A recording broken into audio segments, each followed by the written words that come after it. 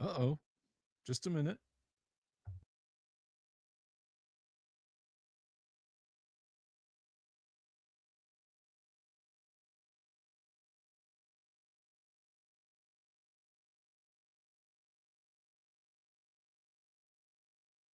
If that's the worst thing that happens tonight, folks, we're going to consider ourselves lucky. How are you, everybody? It's good to see you. It's good to be seen by you. Welcome, welcome, one and all. I'm glad you're here. I'm absolutely glad you're all here. Welcome to the show. I am Bill Sylvie, aka the Dungeon Delver, and usually things go a little bit more smoothly than this. Not much, not much. Dungeon Minister, good to see you. St. Cuthbert, Jack Neller, Bob Jester, Orbital Air, Gonzalo. Am I just seeing for the first time that Delver has a copy of Deities and Demigods with the Errol Otis signature? No, you are seeing for the first time that I have a copy of Deities and Demigods with Errol Otis's signature, David Sutherland's signature, Jim Ward's, Dave LaForce's signature, Jim Ward's signature, and the artist Darlene's signature is what you're seeing there. Kabuki, thank you for joining us this evening. She has the wrench. Let me just leave it at that. But before we go into all of that, guys, let me ask a small favor of you. If you haven't done this already, please, one and all, click the subscribe button, click the bell icon for notifications. I promise, generally speaking, the show is a little bit more adroit than this. Orbital Air, that goes away in a minute. I have no control over that. If I am late turning the camera on, or I have to reset it like I did tonight, those overlays just show through the HDMI output. I have zero control over that. So if you're watching, there you go. Jorge, how are you? But anyway, welcome to the show, everybody. Tonight's show is brought to you by our awesome sponsor, and that, of course, is none other than the man himself, Mr. Yang Yan Zhao, Rising Phoenix Publication, and of course, we have. Oh, hang on a second.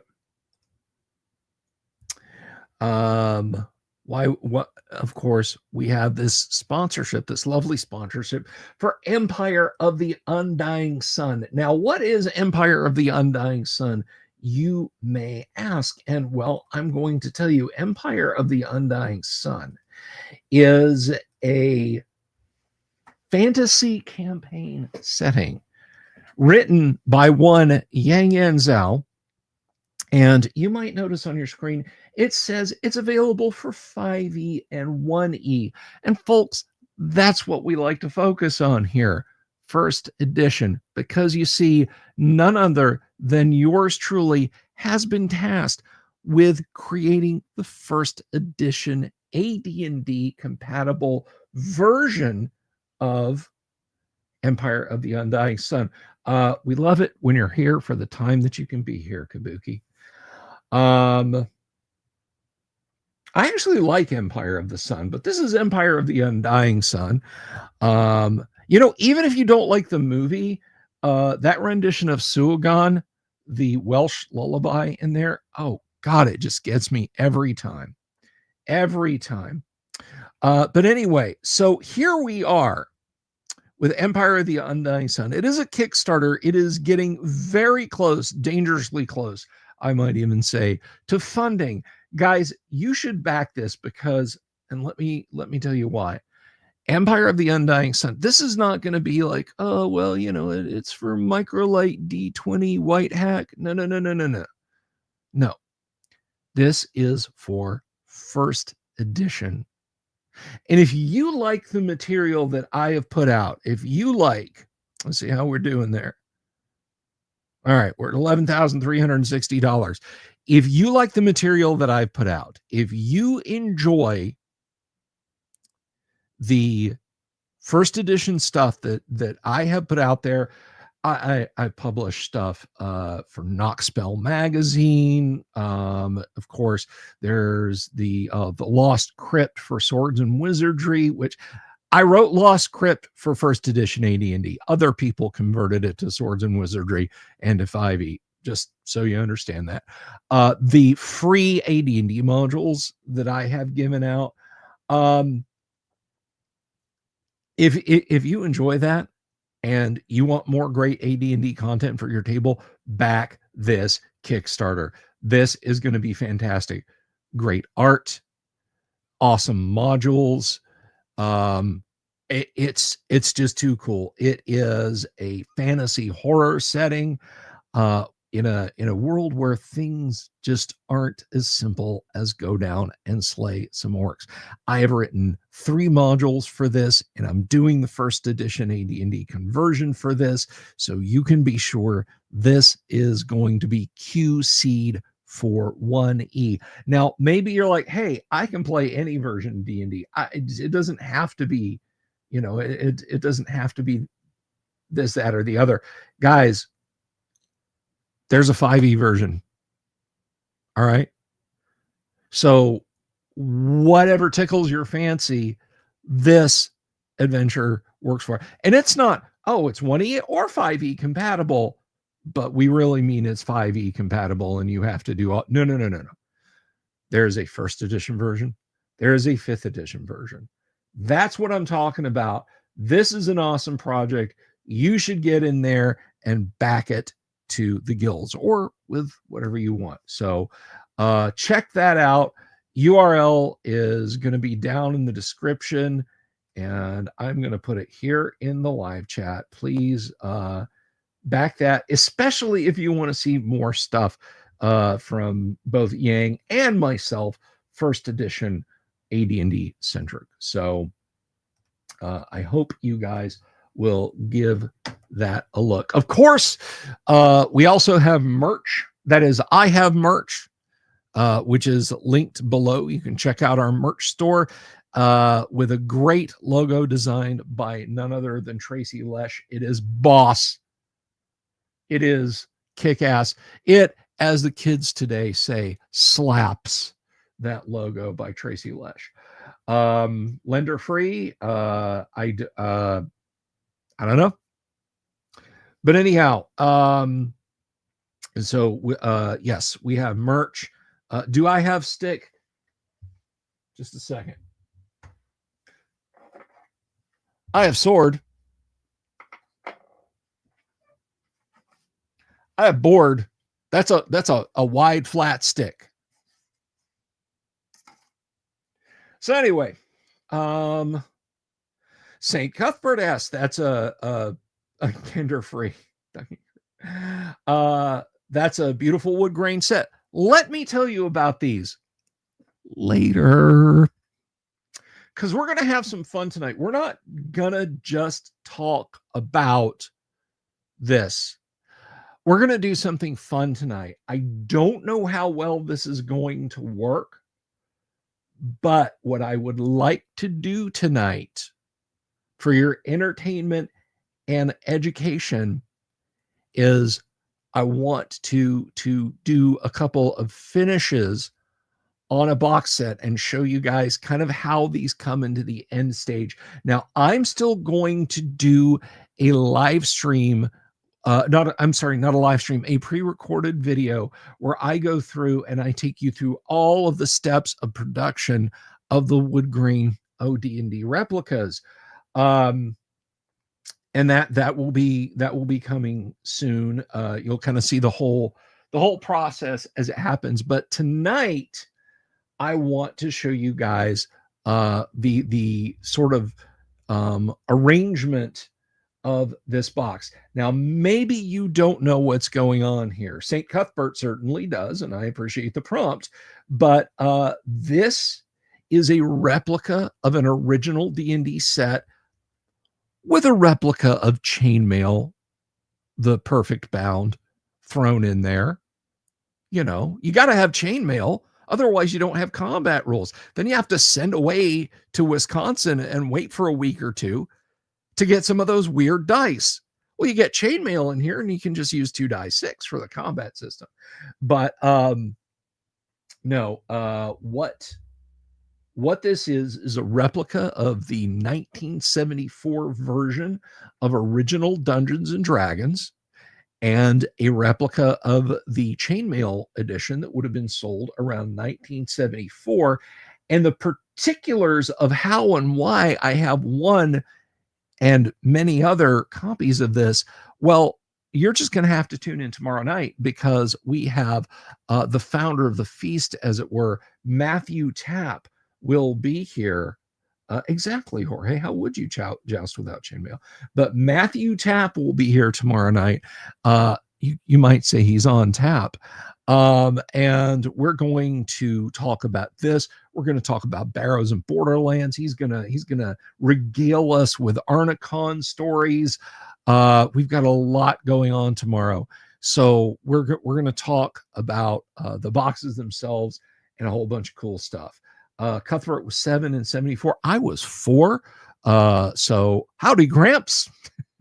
But all kidding aside, we're going to talk a lot about the box set, but other cool things that he likes too as well. And tonight, like I said, I can hopefully show you guys kind of a little bit of the putting stuff together. And do you guys want to do that now? Because I also want to talk, if you've got any AD&D topics you want to bring up, I want to talk about GUOGC. I want to do like a live demo of setting up your game and then signing up for games on GUOGC.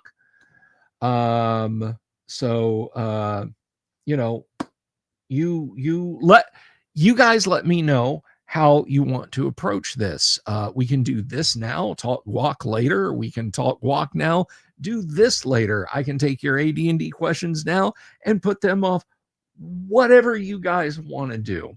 I'm leaning into doing this now. Let's do the thing now, and we'll kind of walk through that. But viewers choice, FMCS Recon, Captain Infinity, Volcano God, welcome one and all. Now, while we're waiting to go into that, for those of you who are curious, like you're looking at this, so like you're making show pieces, you're going to sell these, whatever. There are 4 of these sets that I am making to give away on Christmas night. We are having a drawing on Christmas night. Myself and Mrs. the Dungeon Delver we'll be sitting here. We'll be having a fun holiday time, drinking some eggnog, talking to friends. And so ciao, Kabuki, and thank you for being here. So what I've decided to do, thanks to the assistance of Matthew Tapp, is create 4 of these replica OD&D box sets with a copy of Chainmail thrown in. And then we're going to have a drawing on Christmas night. So you might be wondering, how can I get in on the drawing? And it's actually quite simple. What you need to do is join us as a patron.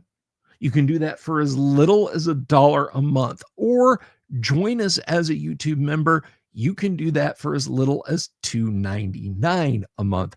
That's as low as I can set it. I can't knock that down any lower, and I'm sorry.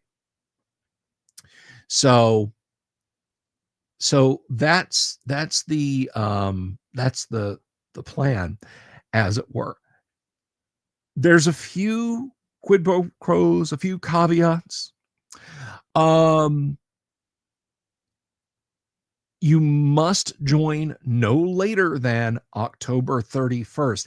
That's 16 days away. 16 days away. Join us as a channel member here on YouTube, or join us as a patron over on Patreon no later than October 31st. If you're already a member, if you're already a patron, then that is absolutely fine. You don't have to do anything. You are already entered in the contest. Now, patrons, members, whenever you joined, whether it was 4 years ago when I started doing it, or whether you're doing it tonight, you're frantically typing in to one of the systems. You have to remain a patron or YouTube member through the end of December. So at a minimum, that's 2 months, $2 or $4.98. Then on Christmas night, your name will be on the wheel that we will spin when you can potentially win an original D&D set. Now, I will say this. There will be 3 other sets that will be given away. Well, not given away, though, but there will be 3 other opportunities you have to get one of these sets that I'm aware of right now. And that is, a set is being donated to Page, the Philadelphia Area Gamers Expo, where I will be the weekend of, I think, January 15th. I am donating one of those sets to their auction, their charity auction. I am donating one to EggCon 2025, which is in July. They are auctioning it off. And I am donating one to Claricon 2026. I said 2025 for EggCon. I meant 2026. I'm donating one to Claricon 2026 for the Dungeon Minister to auction off. But then you have to bid. But for free, this will be the only time I give these away. Now, one thing I do want to mention, and I want to be very clear on, if you are a foreign, if you live in a foreign country, if you're a foreigner, if you live overseas, and unfortunately, that includes Canada, foreign country, Mexico, shipping these is going to be the responsibility of the winner. It'll run $60 ish. That's not a guarantee on that price. We'll figure it out. Dungeon Minister, yow. Yeah, exactly, Dying Breed. Exactly. So, yeah, I mean, Jorge lives down in Chile, and if Jorge wins one of these sets, but I'm not going to shut it off and say, sorry, people in foreign countries, you're just SOL if people are willing to pay for shipping.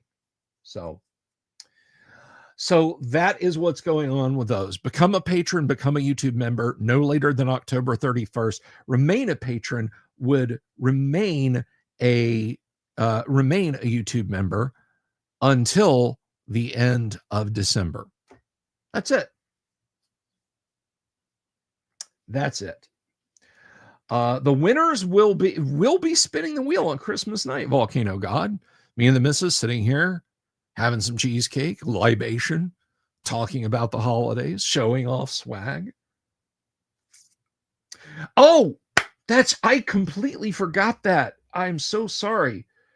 Folks, Volcano God has offered to pay for one international shipment. If we get one international winner, say that's Jorge. Jorge, you're covered. Gonzalo has you covered. Gonzalo, I said Volcano. I'm sorry. It's late. I'm punchy. Gonzalo. I know. I said volcano. It was a mistake. I'm sorry. But anyway, so Gonzalo's taking care of that. International shipping for one international winner. So if I get 4 international winners, one of you lucky guys gets your international shipping covered. So thank you, Gonzalo. Thank you very much for that. And yes, I had forgotten that. So I think what we're going to do, how can I know Jorge will win? I don't know. Oh, and that's something else I want to point out. More than a few, more than a couple of folks are members and patrons.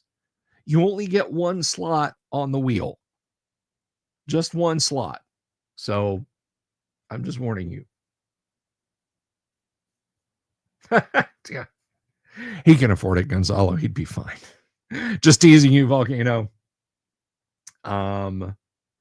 But yes, so I think what we're gonna do now,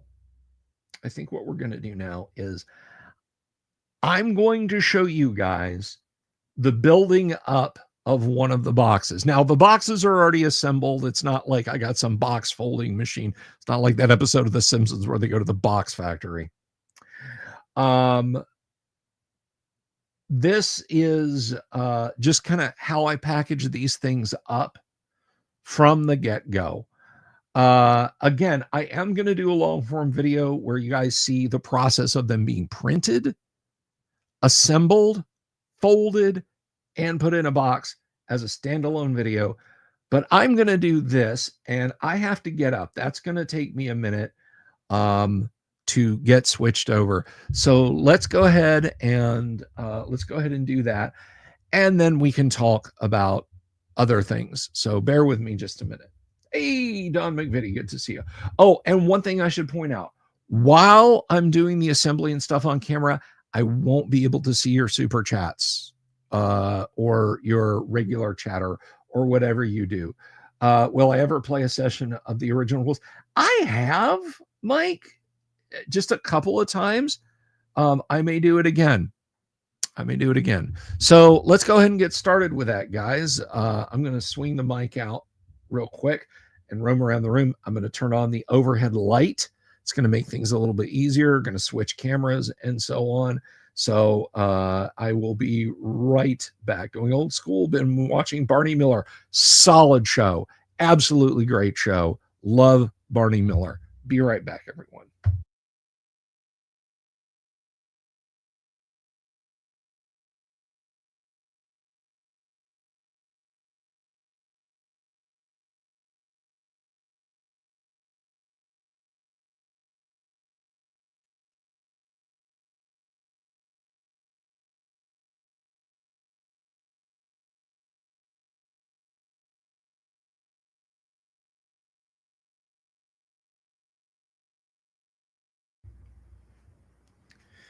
Okay, folks, so here I am. Hopefully you guys can hear me okay. I'm going to lean over. I'm watching the meters bounce, so I know the microphone can hear me, and I hope you guys can hear me. You know what? Let me bump my mic gain up a little bit. Let me just slide this pot up. Hang on. So there we go. I think that should be a little bit better.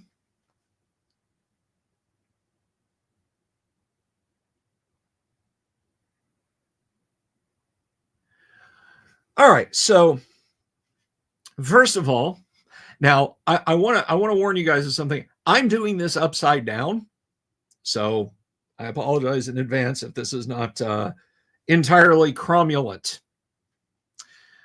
First of all, here are the box contents. We have a reference sheet.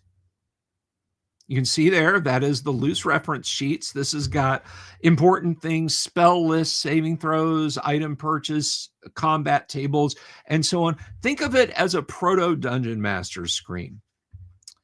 And then we have the booklets. We have Men in Magic, Monsters and Treasures, The Underworld and Wilderness Adventures, and of course, Chainmail itself. Now, one thing's to note about these booklets, there are side ridges down the pages. They are not even. They stick out a little bit. Just fairly warned B, says I want to try and get those machined off, but I can't really promise. So there we have the booklets. And here is our box, our tactical AD&D box. This is cardboard. Someone I showed this to thought these were actually wood because it does have a dimpled wooden texture to it. But no, these are cardboard. So you can see. And I mean, as far as putting stuff in the box, well, there you go. You know. Ooh, exciting. So we put that on, thusly. Now, the really cool part are our cover stickers. These are vinyl. The original were paper. They were just fit on with a little bit of glue. But Matthew went with vinyl. I thought I could save a lot of heartache by going with vinyl myself. So that's what we're doing. Now, as far as centering these goes, it is literally Kentucky windage. There's no, like, it's exactly this many millimeters, top, bottom, left, right. I just try and get it centered. So if you win a box and yours is down a little bit lower, up a little bit higher, a little bit to the left, a little bit to the right, I mean, it's not going to be like that, you know, but it might be, you know, it might be 9 millimeters over here and 11 millimeters over here instead of 10 centimeters on each side or whatever. Just understand this. TSR was Gary assembling these at his dining room table with the kids, these first wood grain sets. So don't at me about how the boxes are arranged. I'm doing the best I can as a single guy doing this. So let's go ahead and see if we can do this with me stooped over. And if it gets screwed up, don't worry. As long as I do it quickly, these vinyl stickers actually peel off.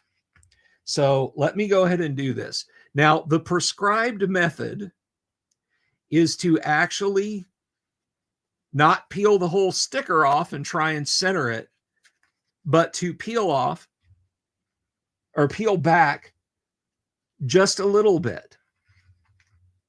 So you can see I've just got just a little bit peeled back. And then I'm going to bring it up here. And I'm going to try and position it. Let's peel that back some more. I'm going to try and position this. That looks about good. I think, yeah. Yeah, that looks good. And then pushing down slightly. And there we go. And this is somebody's AD&D set. Ta-da! Now, there is a sticker to go here on this side. So when you put it on your shelf with all your other war games, you'll know that's AD&D. So let's go ahead and stick that on. Same process. We want to line it up with the top edge of our cover sticker. So we're going to bring it over here. Same Kentucky windage method. Sorry, I meant to have that where you guys can see it a little bit better.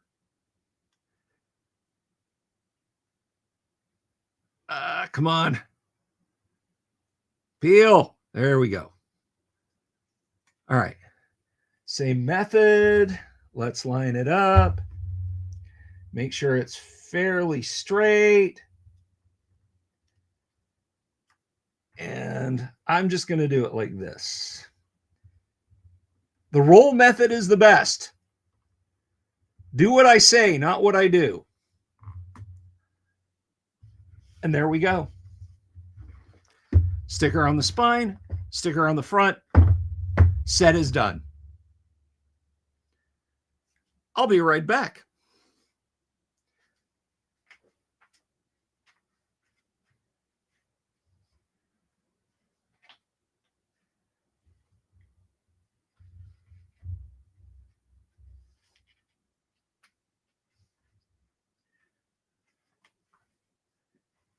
Now, the next thing I want to show you guys is an unfolded booklet. And I've got one right here. That's Monsters and Treasures. There's no magic trick here. It is literally just take it, fold it at the staple line, and crease it.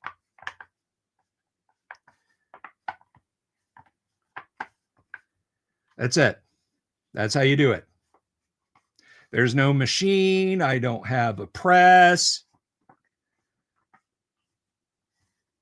I do have a couple of blocks of wood over here that I use to sort of strengthen that crease, but they're scattered somewhere around the table. So that's how I fold those. And the last thing I wanted to show you guys is, I mentioned this the other day, just in case anyone was confused. This is a large format stapler. This is a Boss Stitch, which was gifted to me a long time ago, and I have literally over the last few years just been using as a regular stapler when I needed to staple something. If you don't go name brand, you can get one of these for about $8 or $9 on Amazon if you want to make your own little perfect bound or staddle stitch. I can't remember what it is. Booklets like that. And when I do the full-length video about how these are made from like the raw materials up to the point where you saw it tonight, I will show the stapling process. And I will link to where you can get a full-length stapler like that. So, or large format stapler rather, whatever it's called. So anyway, guys, that's that assembly process. So I'm going to take care of the lighting of the studio and be right back around with you.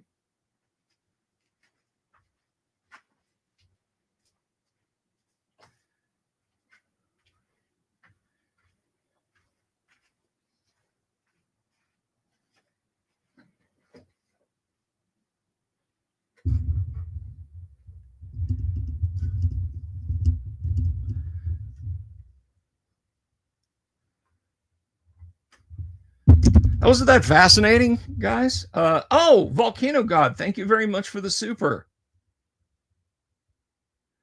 Super sticker from Joe, super chat from Volcano God, and a super from Don McVitie. I really appreciate that, guys. I really, really super duper appreciate that. Let me go back. Let me go back all the way back.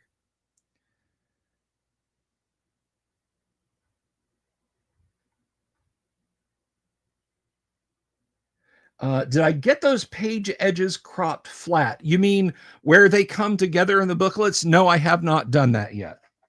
I have not done that yet. I intend to. Shellback Bow, good to see you. Cromulence. It's like the shopping channel. Fine wood grain box comes with every set. Yes. Did the original TSR box no. The original boxes were the pull-out sheets and the 3 rule books. I'm throwing in chainmail for free. However, the booklets themselves have little catalogs in the back. That is, the chainmail booklets have a catalog in the back. AD&D does not, but AD&D also lists, hey, if you want more information, email TSR.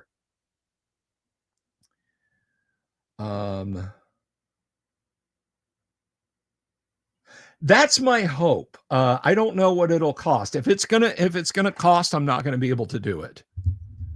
If it's gonna be very expensive.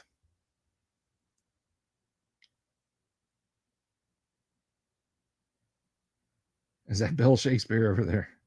The anal retentive DM. And we fold it, and then we put it in the box, and then we staple, and then we put it in the paper bag, and then we make 3 nice folds, and then we staple across the edge.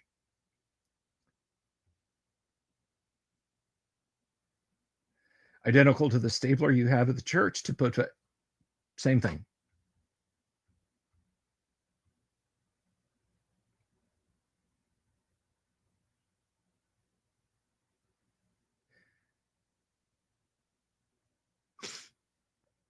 Well, Recon, from the bottom of my heart, I appreciate that. And if I had started this back in January of last year, I would absolutely, but shipping this stuff back and forth and back and forth, I mean, this time of year, it's just kind of a non-starter, dude. But thank you very much. Thank you very much for your offer.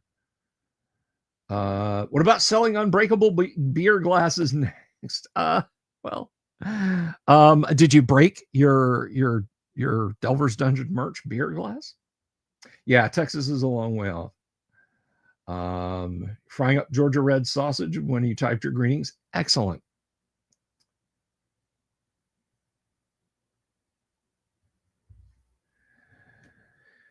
So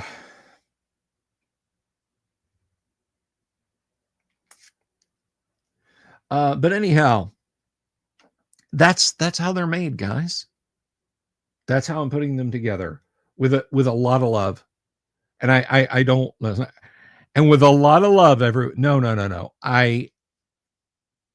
Every one that I put together, I think to myself, I hope somebody plays AD&D with this. I hope somebody shocks and awes everyone when they break this out and they say, well, this is my wood grain AD&D set,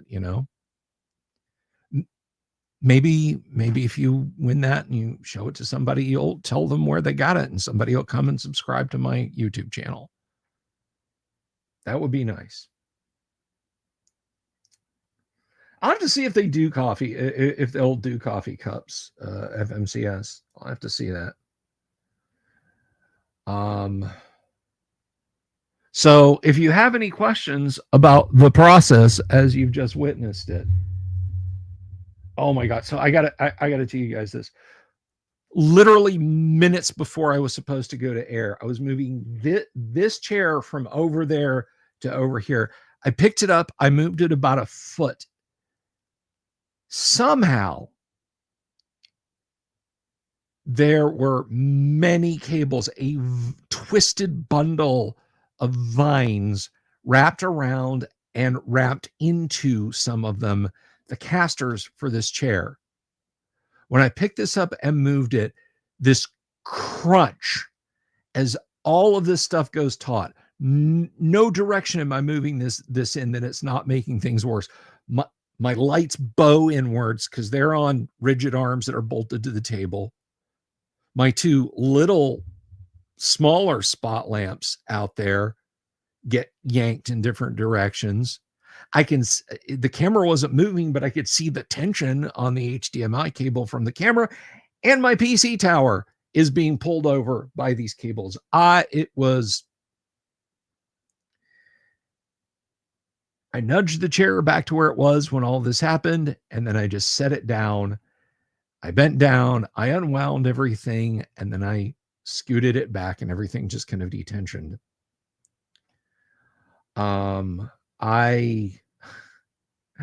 I need a chair for this side of the table so bad. I mean, there's a lot going on in my life that I need stuff for more than a chair, but what a absolutely bonkers, like 3 minutes of sheer panic that was, because I thought I was about to rip cables out of the PC, rip lights down, damage camera, damage things. It was just so awful for like 4 minutes there. But fortunately it wasn't. So I did knock my fan over and didn't retrieve it. Pardon me. It's a little warm in here.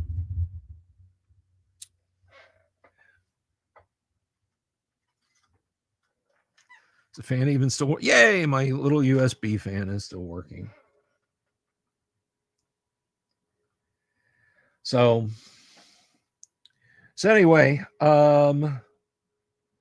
That's the wood grain OD&D stuff, and I hope you guys like it. But more technical discussion comes that is Dungeons and Dragons related. By the way, again, any questions about the construction, please let me know. Or save your questions for tomorrow night when Matthew Tapp's going to be here, and I'm sure he'll talk about it much more cromulently than I can. Do you know about the GUOGC?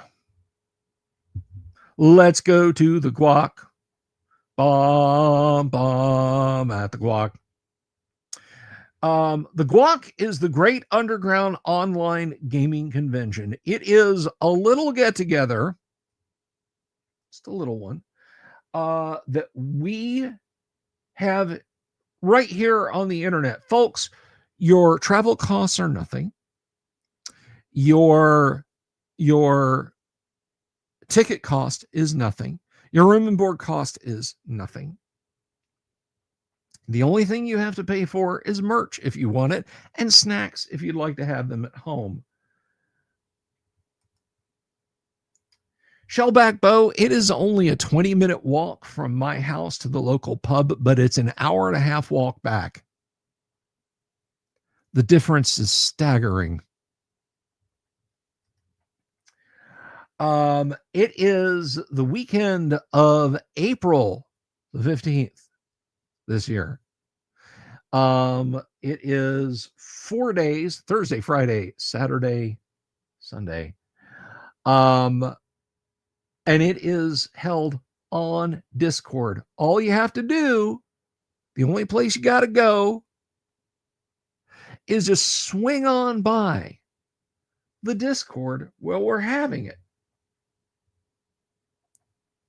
And how do you get there, you might ask? Let me tell you, friendly traveler. You jump right onto this Discord server. And by doing so, you are now registered for a convention event. For all convention events that we have there.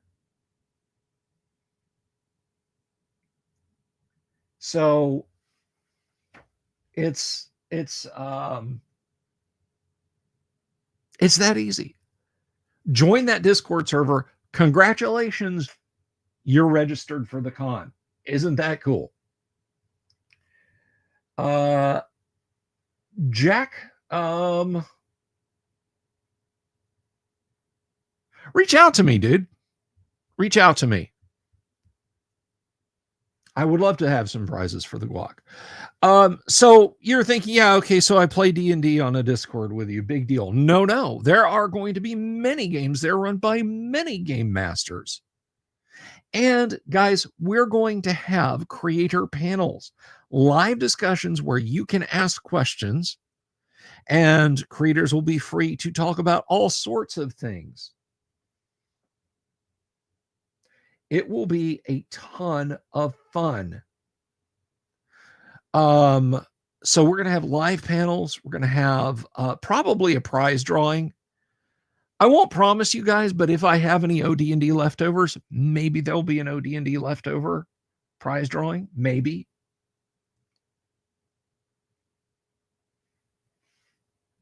Just swing on by and check it out. Now the question may come, but Bill, what do I just pick a channel and jump in for a game? That's anarchy. This isn't Vietnam. There's rules here.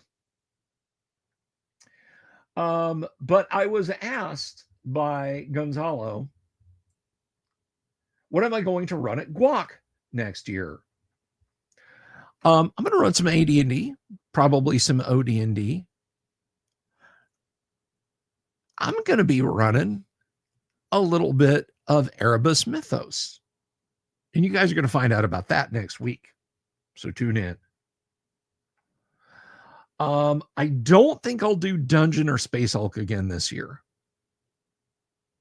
I would have to, people would really have to press me for Dungeon or Space Hulk, because that's a lot of work.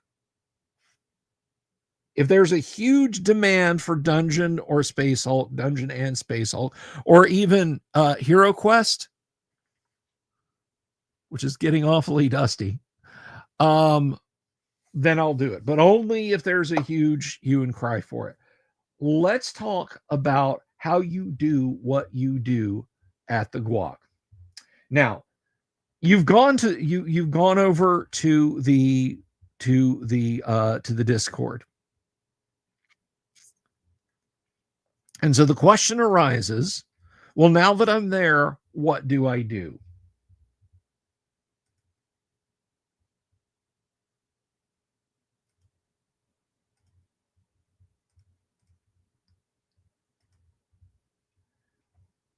And we're going to... Now, this is not where you land. This is the Discord itself. This is not where you land. But over here on the left, you can see there's convention events. And this shows you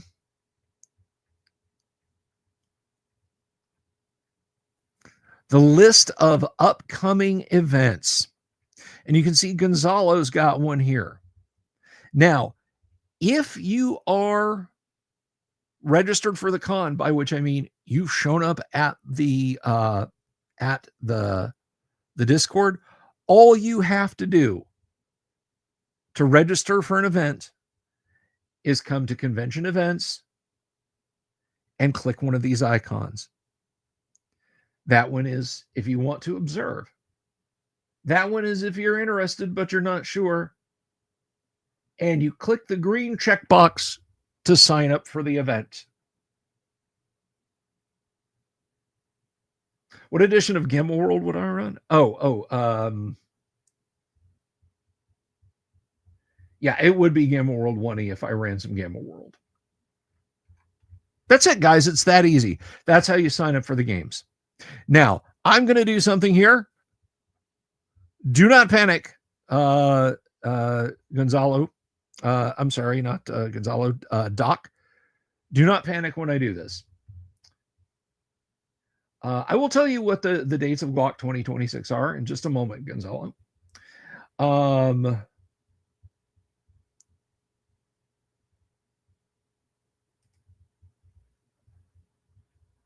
How do you know which one to go to?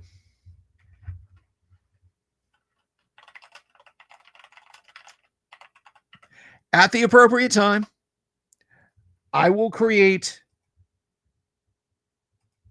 a channel for each game.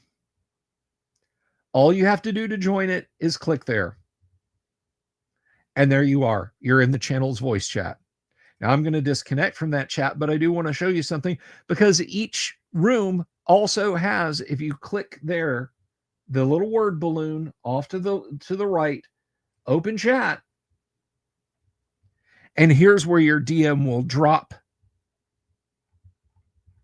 Your DM will drop map images and what have you.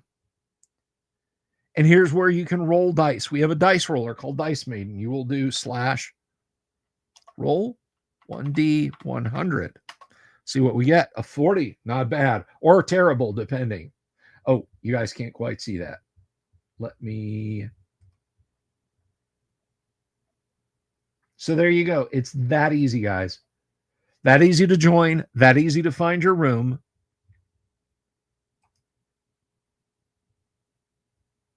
That easy to get where you need to be.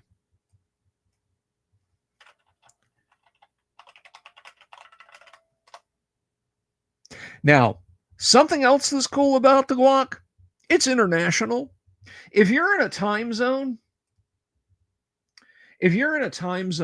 where you're like, hey, I'd like to do this, but I live in the UK, or I live in Australia, or I live in New Zealand, or I live in Singapore, or wherever it is you're at. This is not like a hall where I have to shut down and lock up event rooms. If you say, look, I'm going to run my game, but it's going to be from 2:30 in the morning until 6:30 in the morning, I'd prefer you do it on whole hours if you can. It's going to be from 2 to 6 in the morning Eastern Standard Time, but for me, that's going to be from noon to 4. That's absolutely fine. The only thing is, I don't know that I'll be able to provide you any technical support at that hour. I'm just one guy. I'm just one guy trying to keep all the plates spinning. So I do want to I do want to provide as much support as I can, but outside of, say, 8 in the morning to probably 2:30, 3 o'clock in the morning, there's a 5-hour window in there when I'm just not going to be available, and I'm sorry. Jorge asks if you can roll DC. Yes. It takes any kind of non-platonic solid. If you want to roll 7D13, it will do that. If you want to roll 1D17, knock yourself out. 2D16, go right for it. It's really easy to do. Now, maybe you're wondering, okay, that's all well and good. How do I become a game master? Could someone please, anyone out there in the audience who's not already at the convention, could you please join the Discord real quick? I will put the invite up again.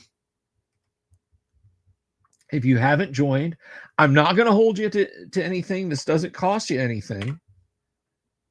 I just need a volunteer to step up. Let me try that again. So join us over on the Discord. I'll hop back over here to general because that's where people land. See the World War II operations game you guys are talking about.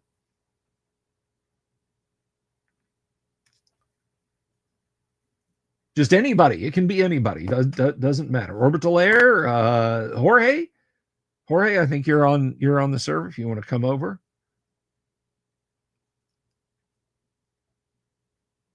I'm going to do this to Don, the DM. Don, you're on the Discord server, but you're not a game master. So Don wants to run stuff at GUOGC. So what I'm going to do is Don tells me I want to be a DM. I come over, or I click on Don. Now, you guys aren't going to have the ability to do this. Let's see. We're going to go to their profile. And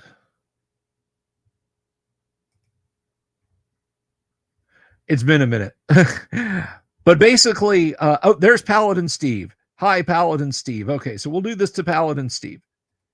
So, Paladin Steve, thank you for stepping up. We're going to come over here, or I'm going to come over here.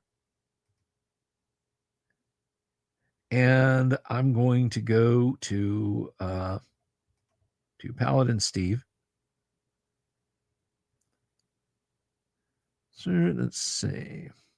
Roles. I come down to roles, Game Master. That's it. Paladin Steve, congratulations. You're a Game Master.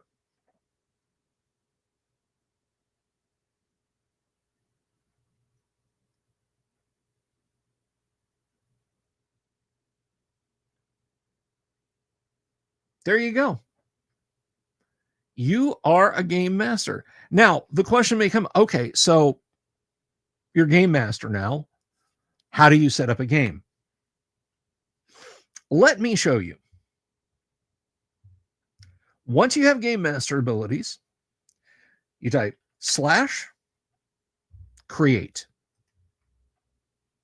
Give your game a title. We're going to call this Keep on the Borderlands. Use a fairly normal time system. We're going to do 6/6/66. Will that work? And the event is now in the event calendar. You go to convention events, Keep on the Borderlands. It was 59 years ago that we held this game, guys, but you know how it is.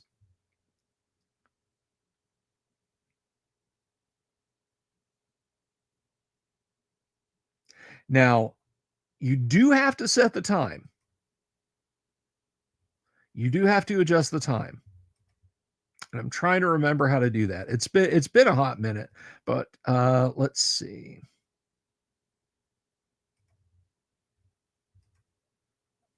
Is it here? Oh, that's not mine.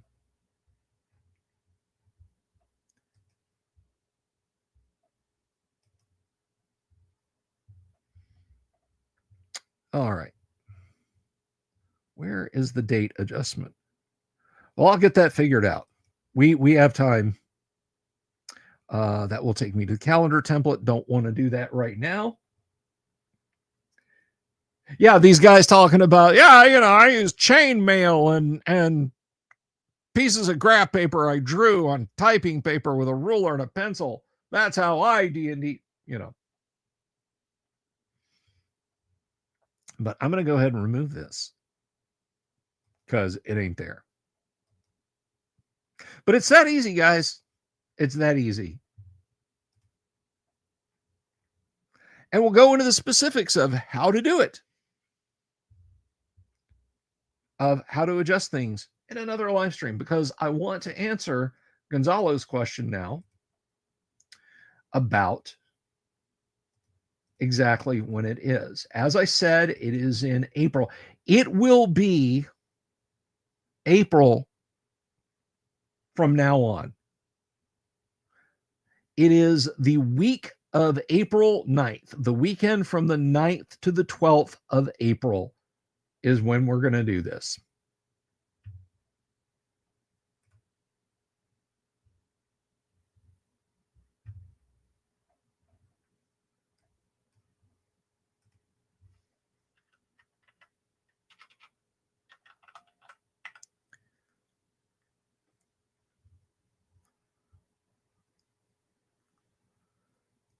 So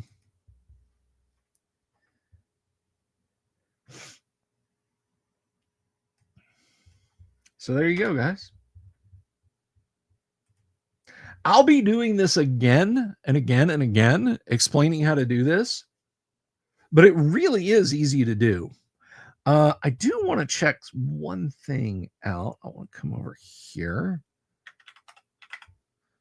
Create.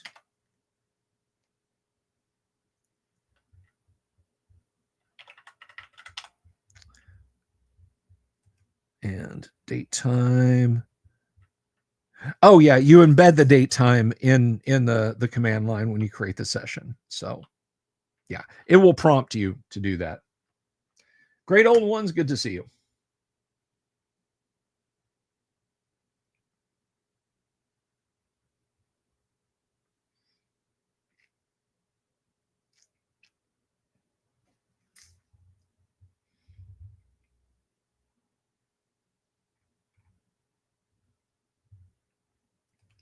But does anybody have any questions about that? About joining, about signing up, about creating games, about becoming a game master? Let me know.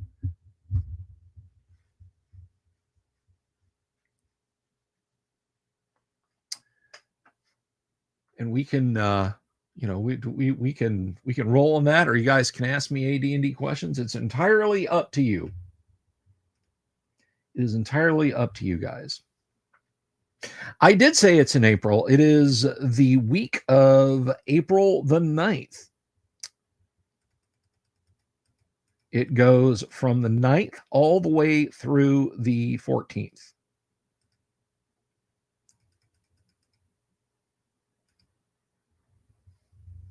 I'm sorry, through the 13th, not through the 14th.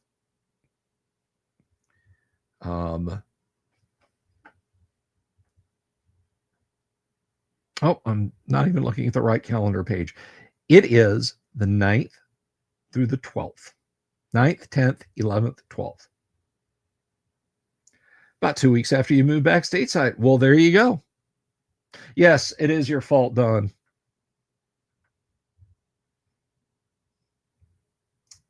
So anyway, yes, the question was, what am I going to run? I'm going to run OD&D. I'm going to run AD&D. I'm going to run Gamma World, and I'm probably going to run some.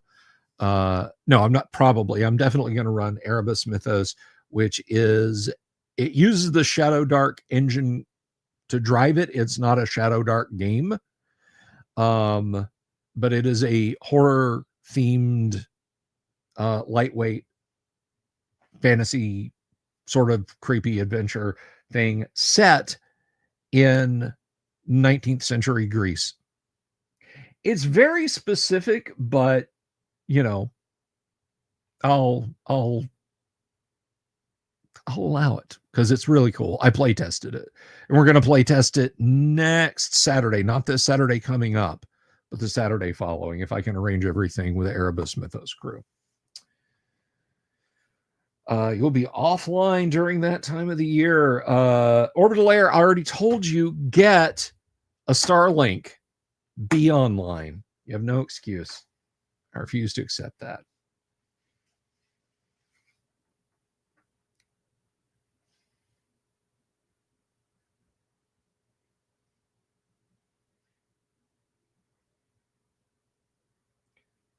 Please have DMs post whether or not they're using VTTs.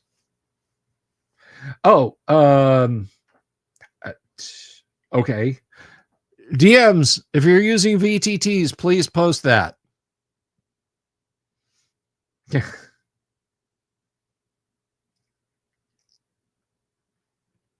Yeah. The nation of Greece during the 19th century, not 19th century Greece. But anyway, I will do my level best to keep all the plates spinning, guys. I'm gonna try my darndest. I don't know if anyone else. An Orbital Air said he'd help, but I know he can't be on site, as it were, for the GUOC.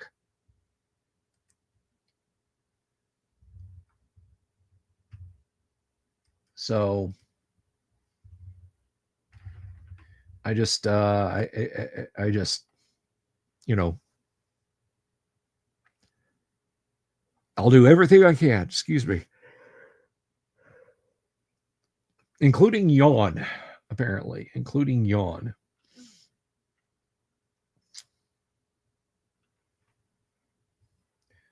So do you guys have any questions, any comments, any criticisms? Gonzalo will be full on using Roll20 because you found a true first edition AD&D character sheet with macros. Very cool. That is excellent.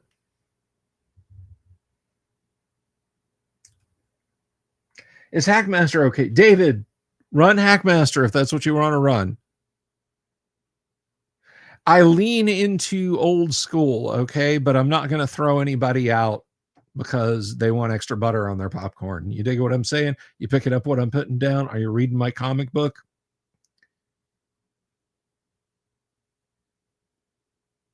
Yeah, I don't really know from guys, virtual tabletops. Roll20 was kind of okay, and then it was like, we don't like that browser, and we're not going to work with that browser, so we're not going to work with that. And I'm just like, just fucking support a browser, you douche canoes.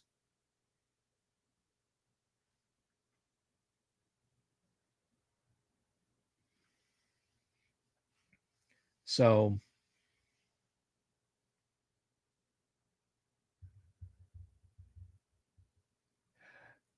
Orbital Air, that's nice, but buddy, I don't know how many people and different types of games are going to be run.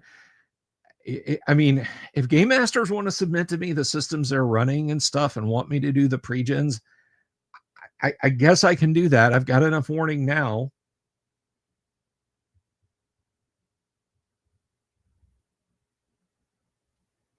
Does it pre-gendered, Gonzalo?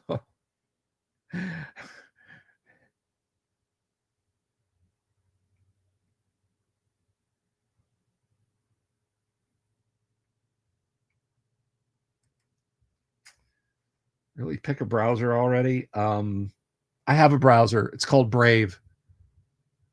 Roll20 looks at it and goes, "You must update your browser. We're not going to work with that. Here's a black countdown screen." Like,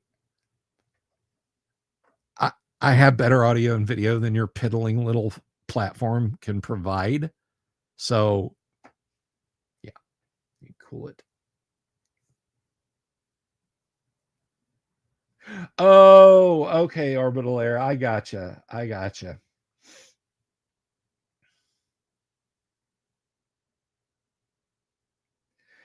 But I mean, there's so much fiddly stuff in Roll20 that, like, I just, the learning curve problem is my problem. What fantasy authors do I like? Terribly pedestrian, I'm afraid. Tolkien, Howard, Lieber,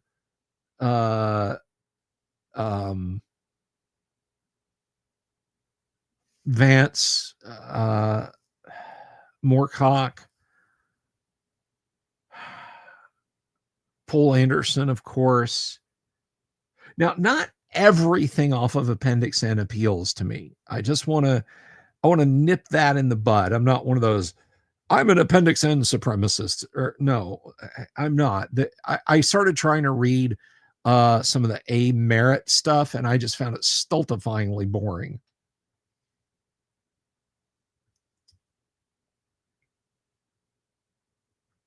So I don't I don't love every Appendix N author, but that's some of the fantasy authors that I love. One that I don't think this was listed in Appendix N. I apologize if it was, but I absolutely adore The Chronicles of Prydain by Lloyd Alexander. It's so good. It's lightweight, but it's so good. You can blow through the entire thing in like an afternoon.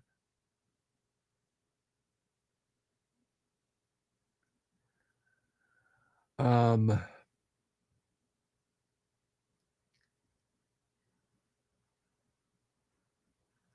mean, honestly, I think a lot of people were using theater of the mind and everything was working out just fine. Not, and people who made VTTs work fine at GUOGC. That's great. That's great too. But again, one guy, single dome, 4 hats. So I'll support you as best as I can from just, where I'm at. Yeah, I mean, I've returned to Monk so hard that nowadays in my Monday night AD&D game, literally just, I have the module PDF up. I'll say, give me 5 seconds, guys. I cut it out. I've got a stamp in MS Paint of graph paper to the appropriate size, or I will clip another piece of the map and stamp over secret doors and page numbers, and then take that screen clip and stick it into Discord to show them a map of where they're at if they're not reading what I'm saying. I had to do that throughout the entirety, the totality of G2. I challenge you to find me any D&D player on this planet who has been able to accurately draw the maps in G2 to dungeon map G2 as it appears in the module. What classes were the founders of TSRB? Gary would be a bard, the classic AD&D bard. Dave would probably be a sage, the AD&D sage, which he would hate. Take care, Orbital Air.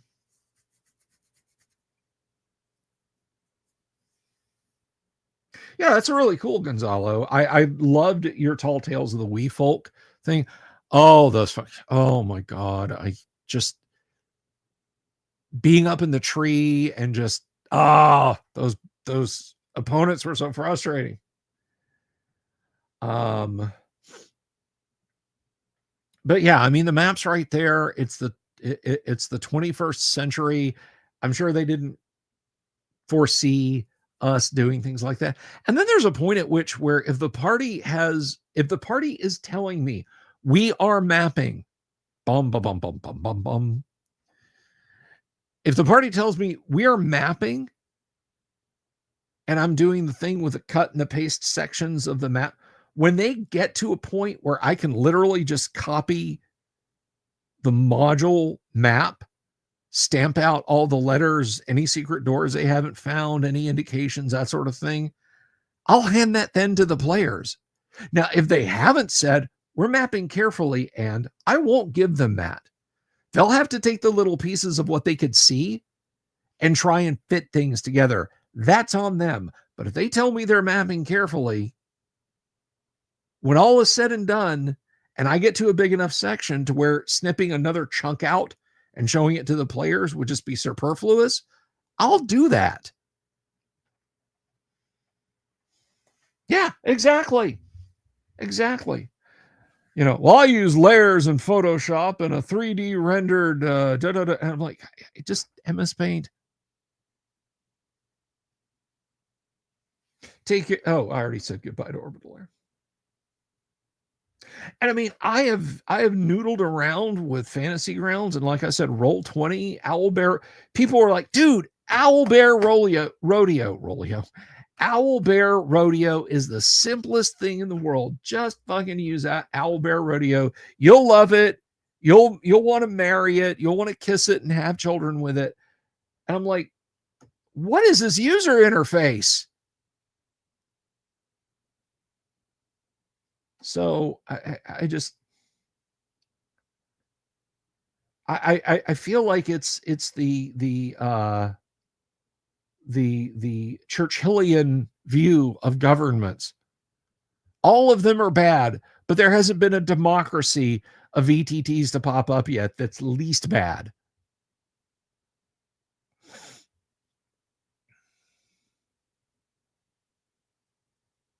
That's fine, Shellback. I mean, you do you, brother. I'm not saying the way I do it is perfect. I mean, honestly, I wish they would listen to me. They've shown me some of the maps they've drawn and then gotten mad because things didn't line up. And I'm like, you weren't listening to me.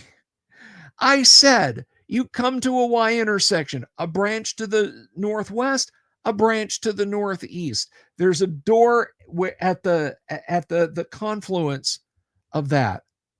Well, I thought that meant it's on the left. No, it was in the middle.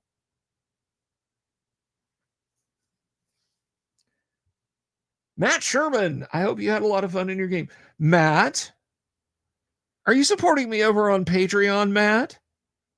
Are you planning on becoming a YouTube member, Matt, for your shot at winning an AD&D repro set? Matt?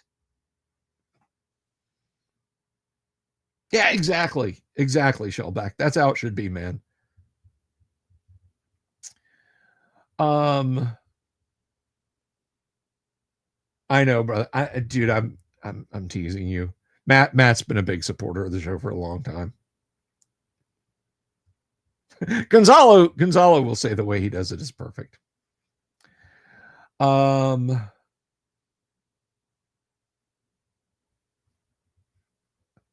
No, I actually met Matt. Matt happened to be down here in my neck of the woods. He won a drawing we did once, and I took the item out to him. But that's not the only thing. Matt's been scary lucky. Didn't you win, Matt? Did you win the Jack's Arcade? What did you win at last Christmas's drawing, Matt? Because you won something, and I don't remember what it was.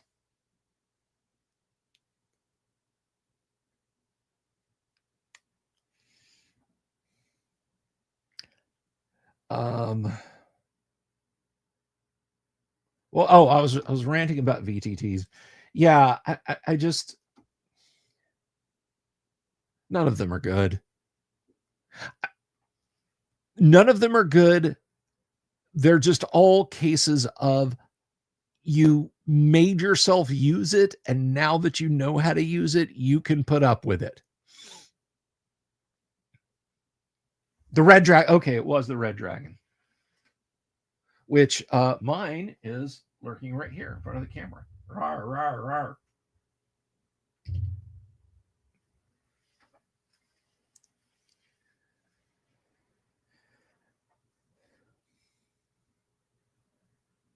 Oh, but right, complaining about players. When I was at GaryCon in 2018 running Teeth of the Bark Eshnor before it became the Lost Crypt, the person drawing the maps had a perfect map of the crypt up to that point, up to when we ran out of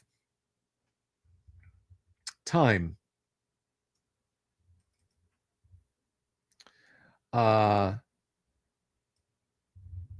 And I looked at his map and it was absolutely fantastic. And then I realized that I had started saying east when I meant west, or west when I meant east, whichever. His entire map was reversed. It was a beautiful map. It was well done. And the party knew where they were going, but his entire map was a mirror image of what it should have been.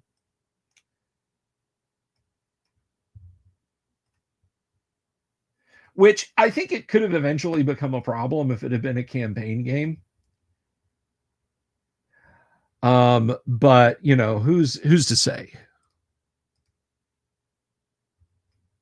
Who's to say, really?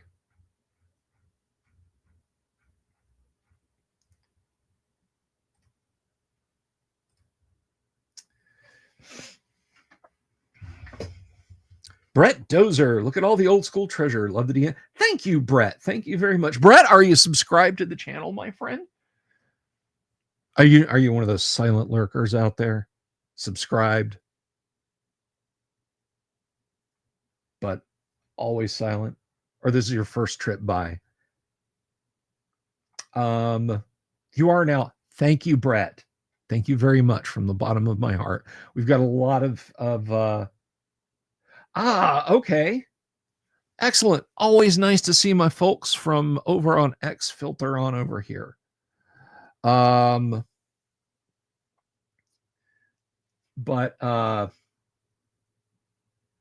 anyway, no, I was talking about talking about mapping and that sort of thing. Yeah, if I can make it easier on the players to a point, I will. But if things are going sideways, I won't. But my mindset is my inability to describe a published map. Like, we're in a room. What do we see? You know, if I say the door's on the right and the door's on the left, that's not a tee-hee, you should have known the door was on the left moment. I mean, your character's eyes didn't flip like mirror image the room or something. I'll do what I can to make things easier on the players if I can. Now, one thing I have done is folks think that it's going to be a cakewalk when I have the Dwarven Forge laid out on the table. And they're like, we don't have to worry about this. And they're like going through a dungeon and they get to a certain area and I start putting the cloths back down. Hey, what's that? Nobody told me they were mapping. Oh, well, Thomas was mapping. You got a map? Let me see it. Well, in character, I was mapping. Well, in character, you're forgetting what the rest of the dungeon looks like.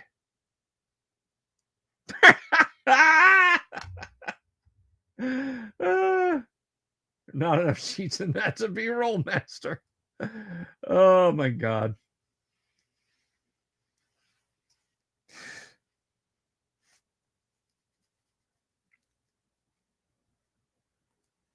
I remember the first time I ever saw Rollmaster bathroom products. I was visiting my pop in the hospital. I stepped into the bathroom, and sure enough, there's a toilet paper dispenser on the wall next to the thing. And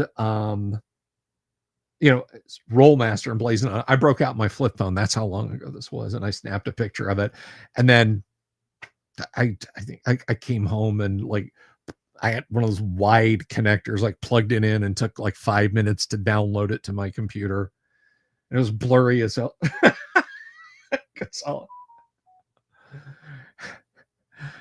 Good. Your mother wants the basement as a sewing room space. Oh, Brett, we just tease, bud. But I saw it and I'm in the bathroom and I start cracking up. And I, I finished, washed my hands, come out, just laughing and shaking my head. And my dad was like, "The hell's so funny in the bathroom?" I'm like, do I really want to launch into it and explain it to him? And I figured I will. And his response at the end of that was, "Oh, all right." We talked about other things.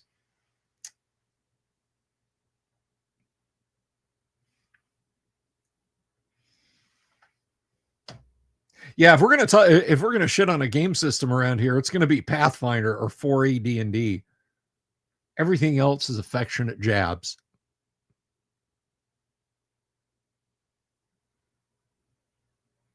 Lots of tables. I've told the story about the arrow through the head, Brett. I don't know if you've heard that. I think I've told it over on X. I've definitely told it here live.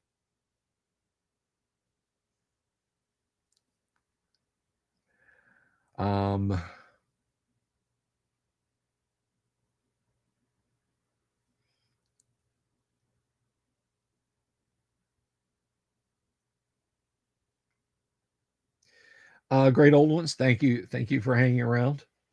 Yeah, guys, check out Great Old Ones channel. Drop the at where is it at Great Old Ones here on YouTube so people can find you on YouTube. Not like the whole YouTube URL, just after the / the at symbol with your name, and people can find you on YouTube through that. And then you'll hopefully, there you go. Great Old Ones at Great Old Ones channel. Guys, go subscribe to Great Old Ones. Go check it out. Oh my goodness. Unless anyone has any other questions, though, I think that's going to wrap it for tonight. Tomorrow night at 8:00, Matthew Tapp, Barrows and Borderlands will be here. Don't miss that. We're going to talk about the OD&D repros. We're going to talk about Barrows and Borderlands. He's going to give us an Articon update. Any other projects he's got going on. He is a fantastic, cool dude. I have shoes older than him, but that doesn't mean you should not respect his old school aesthetic. Anyway, everybody, thanks for tuning in. Please subscribe if you haven't already. It really helps with the YouTube algorithm. Guys, I am being suffocated by YouTube right now. I just want to say that in passing. Like my channel is basically moribund. And maybe it's because of my content, but I put out 5 multi-hour live streams a week and nobody knows it. Nobody knows it except you guys. So please tell people to like and subscribe. Let's get over 10,000, because if I get over 10,000, I'm going to have an in real life convention, which will be just as well organized as the online convention. And we all love a good train wreck, don't we? Anyway, one thing you can be sure of about this old school set is, sadly, I am not including a copy of Supplement 1 Greyhawk. So at least in here, if you win one, you are going to be safe from the dreaded owl bears. Peace. Good night. I love you all. Have you seen my owl bear?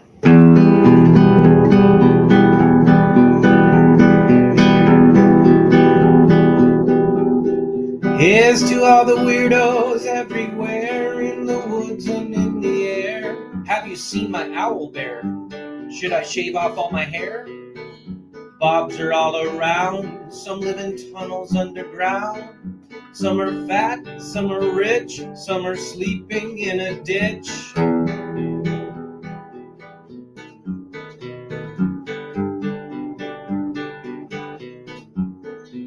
And you ride a crooked horse without a saddle, way off course, naked as a toad, all the way to Smoky Joe's. Have you seen the little creep driving fast in his little green Jeep?